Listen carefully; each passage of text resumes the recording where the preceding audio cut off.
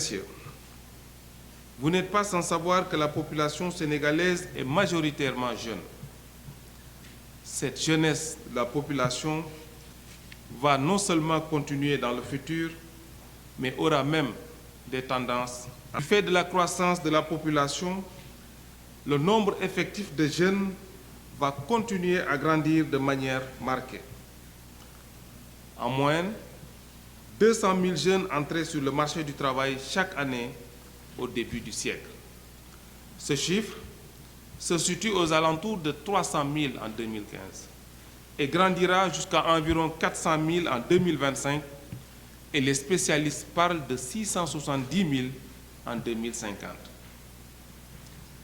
C'est dans cette dynamique d'accompagnement de cette frange de la population que le président de la République, son Excellence Macky Sall, a fait du développement du capital humain,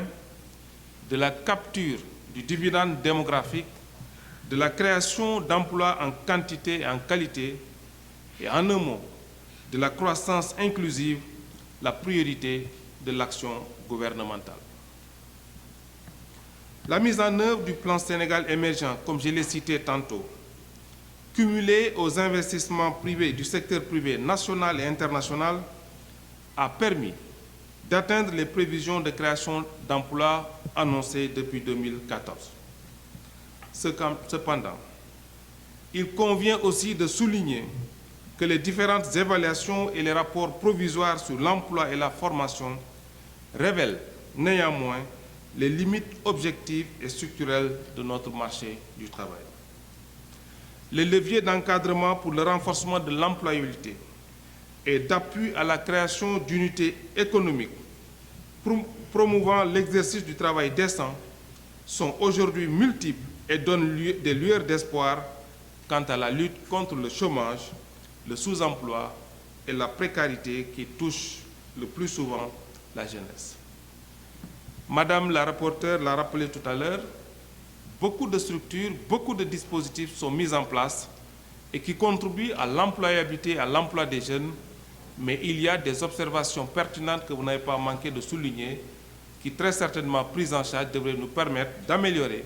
l'employabilité et l'emploi de notre jeunesse. Mesdames, Messieurs, en effet,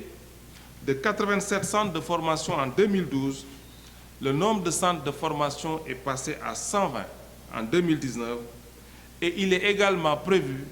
un centre de formation par département, soit 45 centres de formation. Madame la Présidente, Mesdames, Messieurs, dans un contexte marqué aujourd'hui par la pandémie de la COVID-19, la mise en œuvre du PAP 2A, sous le sceau de la croissance inclusive, adossée au développement du capital humain, conjuguée à la volonté affichée par son Excellence M. Macky Sall, président de la République du Sénégal, de créer 1 million d'emplois d'ici 2024, nécessite une rationalisation, une responsabilité et une efficience de toutes les actions relativement à l'emploi et à la formation professionnelle. Mesdames, Messieurs, distingués invités, vous avez pu depuis dimanche communiquer sur les normes internationales du travail qui promeuvent l'emploi, les dispositions légales et réglementaires relatives au stage des jeunes diplômés dans le monde du travail, le télétravail, les missions, objectifs, cibles, les secteurs et les modalités d'intervention du 3FPT, de l'ONFP, de l'ANPEJ et de l'ADER. Ces communications permettront, j'en suis sûr, d'avoir une meilleure connaissance de ces leviers à travers un large partage qu'en feront ces jeunes des centrales syndicales à leurs pairs.